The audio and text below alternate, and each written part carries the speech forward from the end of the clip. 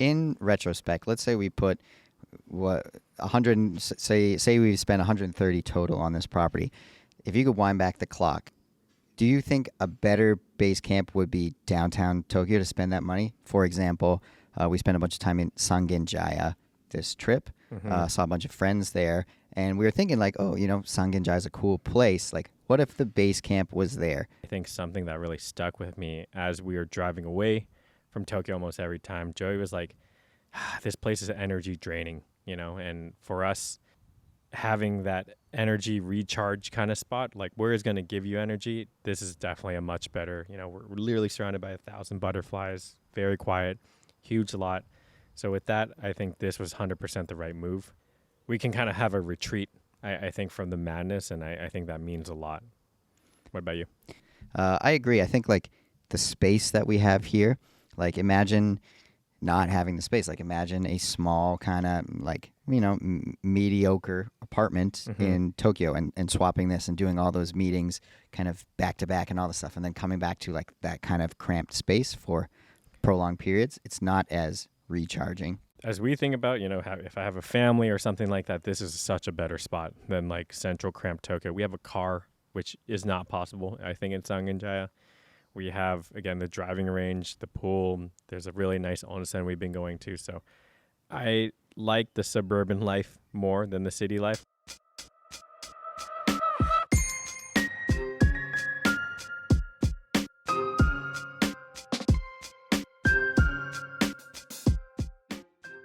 Welcome back to the Buying a House in Japan podcast, the #1 akiya podcast in the world.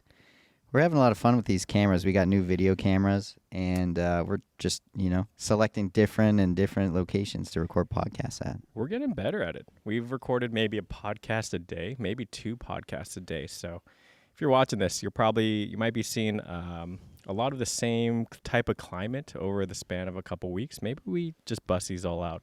Same clothes in every video. I didn't bring too many clothes on this trip. We got the fresh white tees today. Anyways, today we are recording from Tama Base Camp. You're seeing our garden out in front. Doesn't look like much now. Before, though, it was like a super jungle. Then we cleared it. Then we put some, what do you call this? Like light. Ground cover. Clover, some other plants that don't grow too high. There used to be a bunch of just an hour ago there was a ton of butterflies out here. Look back there. There's like 1,000 butterflies. Okay, there's a few of them. Okay, they're coming back. We have like 1,000 little mini butterflies. They're quite cute. But yeah, I think this garden has gone through some changes. Our next goal here is we're actually going to plant a big sakura tree there, and we are throwing a hanami party. We hope this pizza party. More details coming soon, but today on the podcast, we want to just do a quick recap of our Tama Base Camp property.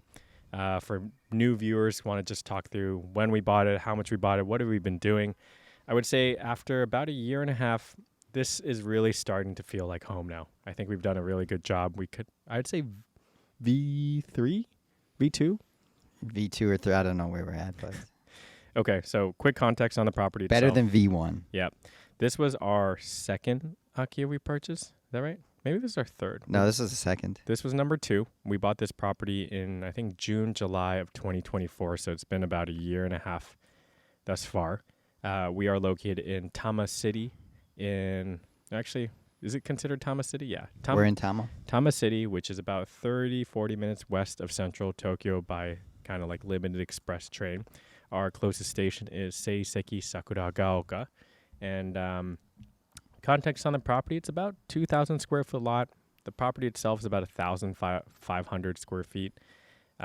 Very, very comfortable. We had bought it. It was already kind of reformed. So it had been an akiya for, renovated. Had already been renovated. Had already been renovated. I'd say lipstick on a pig. But we really made it into something I think we're very proud of at this point. Property itself, though, we bought for $114,000. I'd say to date, we've probably put in 15K, 10K, 15K. Yeah, about 15. Yeah, and again, I think we've had 3 or 4 dedicated trips to kind of level up this place. Have we done a lot of that? Was just that 15K. Most of that was just furniture, appliances, that kind of stuff. Have we done any like renovation? I don't think. Oh, the AC, new ACs, new electric new panel. electrical. Yeah, we upped the electric panel. I think it was at maybe 40 amps when we bought it. Can't quite remember 30, 40 amps, and we bumped that up to 100. Yeah. Other than that, we've been just doing a lot of gardening work. We are very thankful to Linda, who is our property manager, who is actually our neighbor, that has been really taking good care of this property. We also have a garage right underneath where we're sitting right here, where we do have our minivan. So we called it Tama Base Camp because it really is our base camp, and I think it has served that purpose. It is. We went into Tokyo a max of 8 hours, 6 hours total downtown Tokyo. Yeah, this trip. driving time door to door, best record to date. I think 38 minutes from this exact spot to Shinjuku back to here. Worst, probably about an hour 15, hour 20, right? Yeah, it's quite comfortable up here. We like the whole time we've been here, we've been talking about like, different things we unlocked on this trip. Let's rattle them off. Let's go. Golf course or driving range, I say? Yeah, we have a driving range. You can kind of see it right in the back here. It's about a 5-minute walk. We went to, what was that store? Hard Off. There's like a huge one here in Tama, and we bought Book Off. That's right. And we bought 4 clubs. I think we are trying to get better at hitting golf balls at the driving range and unlocked the driving range. Unlocked the city pool and gym. 420 yen a day to use this place. That's like $3. Joey did most of the legwork. He went like beforehand, and I think it took quite a while, from my understanding, for him to get it. But exercise, pool, and gym unlocked. Uber Eats. Game changer. We had probably talked about this in previous podcasts, but the walkability from here we thought was lower, maybe like B- is what we'd put it at. With that, it's not that bad. We've walked to the station a couple times. We're just perched up on a hill. We unlocked Uber Eats. I think a few smaller things, like first IKEA trip we did. For me, it was like first time walking to the station from here. Some smaller things unlocked as well. I think the next big unlock is calling a taxi from here.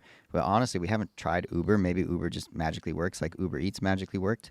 Talk more about Uber Eats. I think that's a game changer. What have we been ordering? What's been how is it different than the U.S.? I thought I tried Uber Eats like last year, maybe a year and a half ago when we first bought this place, and we were not in the delivery zone for pretty much everything, was how I remembered it. So I didn't have high expectations, but maybe it changed coming back a year and a half later. So many things, like so many things we have access to.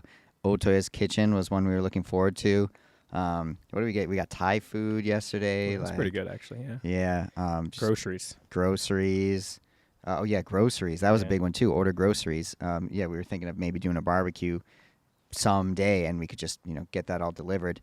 You're still getting hit with those surcharges. Like, it's cheaper definitely to go in person. I think it's still cheaper than America to order this stuff, but it adds a surcharge. But from like a productivity, we have limited time. We're like building furniture. We're doing things. I think it is worth it, especially given our proximity to food and stuff. TaskRabbit, next one. We should. Yeah, it was really nice just having someone deliver food we could eat. It was late. We didn't need to drive somewhere. We had 1 or 2 beers and couldn't drive. So. I do upgrade though our location walkability, probably closer to a B to B plus now, Joey. Disagree?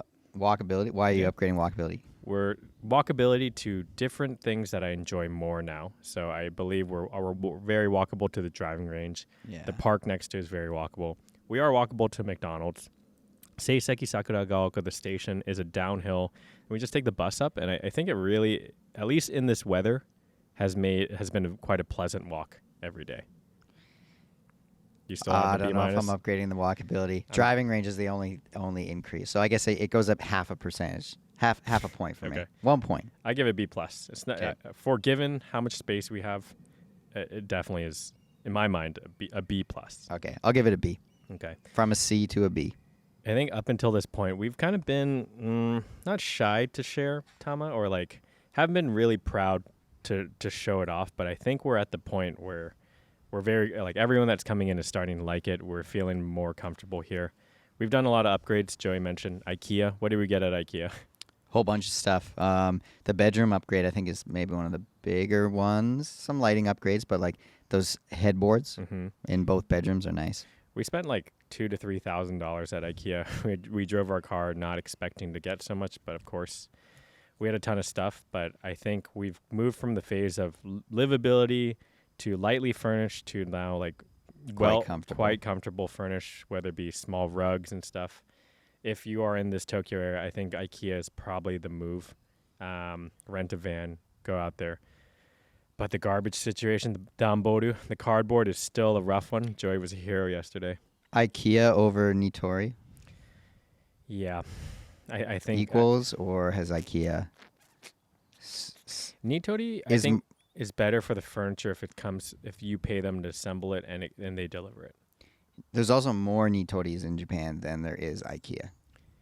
Yeah, but I think also the if you're coming from the States or somewhere with an IKEA, it's very comfortable and familiar. It's like the same. It was the same setup. I have the desk we bought here in the room upstairs. I was saying, like, I didn't realize it when we purchased. I knew it looked similar, but it's the exact same one that I have in Canada. You can get the same, if you furnish your house in America with IKEA, you can get that same setup here. Yeah, so I think furnishing with IKEA has been good.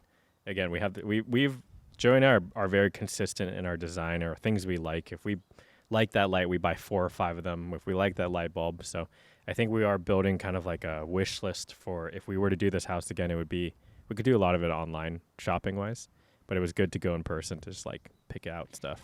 So we're feeling pretty good about the house now. How many trips has it been? So just like I want to kind of put it in perspective. Let's say someone else buys a house and maybe it doesn't need renovation. Probably Akiyas are all going to need renovation. But just how long from renovation complete to how many trips is that for someone buying a vacation home to get to like feeling quite comfortable? I think we've done 4 trips about 2 weeks here, roughly. Does that sound about right? 4 trips. Yeah, I agree. 4 trips over the past a year and a half. I would say if we could do 2 trips. Yeah, I mean, if we it would be nicer to spend 1 month here and just really flesh it out. But also, I do find that working in sprints for us works better. And this sprint, I think, was the most tangibly like, okay, we leveled up. What's the plan for this house, Joey? Plan is no plan. I think initially we were going down the Minpaku path, and in fact, we're kind of halfway there. We've gotten, the emergency lighting and the fire check, I believe, completed. That is less of a priority for us now. We've had some guests stay, but all friends and family so far in this house, and that's the way we're probably going to keep it for the near-ish future. We're not against having more guests. I just think Airbnb is a can of worms that we don't have the headspace for at the moment. Yeah, again, I operate a couple Airbnbs in Hawaii, and just like on this trip, I've had like 2 or 3 crises of small customers yelling at me, kind of thing that like I'm not super eager. It's not worth the money right now, I think, for us, when the grander scheme of things, some of the projects we're working on, I think are bigger and badder and more fun. I really think like the plan for TBC is for Tama Base Camp is really keep it as that base camp, like true to its initial idea. There's a lot of things we have going on in Tokyo. Like this past 10 days, we had 3 meetings per day, pretty much. 3 sprint, baby. Yeah, so like a lot of stuff, and a lot of our agents live in different places in Japan, but they come to Tokyo often. So Tokyo is like a great place business-wise. We can meet with a ton of people in a short time span. I think it's like a base camp in that sense. It's close to Narita, so we fly in. It's not like we have to get on another plane or drive for a long time. And I think with the coin laundry, like really solidifies this as a hub for the many different activities we're doing in Japan. We've done a better job of inviting people over here, and I think everyone that's come over here has been like excited about the property. They said many comments are like, "Oh, it wasn't as far as you guys made it sound like in our podcast." That's also because we picked them up in our minivan. But one bad train ride, and that's they probably had good train rides. One bad, and you're like, never again. Yeah, but I think it's if you are making a business, it is so good to have this kind of base camp. I think just the fact of like tired coming off the plane and you have a comfortable bed you like and a pillow and kind of just set up or rig, I think alone is 100% worth it. We've been sleeping well, I think, every day. Although we have all these meetings, it's like nice to not be sleeping in a hotel room and having, having your stuff where you want it to be and kind of dialed in makes such a big difference to make us more productive in other things we do. In retrospect, I think I already know the answer because we've discussed this before. But in retrospect, let's say we put 100. Say we spent 130 total on this property. If you could wind back the clock, would you? Do you think a better base camp would be downtown Tokyo to spend that money? For example, we spent a bunch of time in Sangenjaya this trip. Saw a bunch of friends there, and we were thinking like, oh, Sangenjaya is a cool place. Like, what if the base camp was there? Would we be as productive? Would you enjoy it as much? Like from so many different viewpoints. What are your thoughts? Is Tama actually a great location? There's a couple themes in there. First off, we recorded a podcast with Anton in Sangenjaya, also with Danny Wilson, who lives in Sangenjaya. So a lot of positive feedback on Sangenjaya. That being said, I think something that really stuck with me as we were driving away from Tokyo almost every time, Joey was like, this place is energy draining, and for us, having that energy recharge kind of spot, like where is going to give you energy, this is definitely a much better, we're literally surrounded by 1,000 butterflies, very quiet, huge lot. So with that, I think this was 100% the right move. Sure, might not appreciate, but like we can kind of have a retreat, I think, from the madness, and I think that means a lot. What about you? Yeah, I agree with that. And not that energy draining is a bad thing. It's just like, you need to be aware that that certain place, for example, is a net drain. Maybe it's a slow drain. Like you can still have a lot of fun in Sangenjaya, but over time it adds up is what I meant. And so long term, you want an energy charging place. I agree. I think like the space that we have here, like imagine not having the space. Like imagine a small kind of like, mediocre apartment in Tokyo and swapping this and doing all those meetings kind of back to back and all the stuff. And then coming back to like that kind of cramped space for prolonged periods. It's not as recharging. Totally. And I think as we think about, if I have a family or something like that, this is such a better spot than like central cramped Tokyo. We have a car, which is not possible, I think, in Sangenjaya. We have, again, the driving range, the pool. There's a really nice onsen we've been going to. So I like the suburban life more than the city life, I think is the clearest thing. But the car unlocks the rest of Japan. Like the car is really like a backbone of so many of our other operations. So the ability to have the parking spot, like if you're a Tokyo person, like Tokyo's great. But if you think that this whole Tama stuff, like, hey, that sounds like they made the right decision here, and you get a car, say you buy a place in the outskirts of Tokyo and you get a car, you will find that so much more of Japan gets unlocked because of that car. I think the most important factor is our property manager, Linda, here. Joey and I have talked about it a lot. If Linda leaves, we're kind of screwed. I don't know. It is partially like where the good people are. That's another big thing. So that's a huge, listeners here, we've said it a couple of times. If you're buying somewhere, you need to make sure you have someone on the ground who's buy good, where you know somebody, if possible. If not, actively seek out, someone to help, because it is incredible to come back to a home that is already cleaned. The garden has been taken care of. Linda, I think, is really enjoying. Hopefully, like she's planted this maple tree here and all these cool plants that I think it's a win-win situation. But yeah, absolutely. If without her, it's hard. If we had a Linda in Sangenjaya, I think that would also work. But I also think Sangenjaya is too expensive at this point, given Tokyo prices. And we own this freehold, not land lease, which I know a lot of Tokyo places at this point are either leasehold or you can only rent them. Yeah, the Beppu thing. Just thinking, comparing this place to Beppu. Beppu, we arrive, we got to take our stuff out of the sheets out of the big Tupperware boxes with the dryer packs. Like, is this clean? You're like, yeah, we washed it before we left, but it's been sitting for months. Like, I guess we'll use it for the first night. Like, yeah, there's those kind of issues when you don't, have a property manager. I think other than that, though, like, we've been hearing a lot of I think as Tokyo gets more crowded, these outskirt properties are inevitably going to get more valuable, which I think is cool. I think Tama is really ripe for that as the population goes further out. And I imagine infrastructures only get better. Everyone that comes to our Seiseki station is like, oh, it's a lot more like urbanized than I thought it was going to be. So we do really still get that taste of Tokyo. We're not that far. So I'm a big proponent of Tama at this point. And we just, on this trip, we met Catherine. We helped her buy a condo near Pudo Land. Really good location as well. So I'm bullish on Tama. I also think we nailed it with the weather or like the temperature. Like October is such a great month, and I think you'll just enjoy being in Japan a lot more, regardless of where you are when the weather is very nice. So, October, April, May, like those are the best months. Yeah. Next steps here, I think we will be back in a couple months. We're hitting the road right after this podcast, actually. But I think I'm personally excited that we want to install a sauna in the back over there.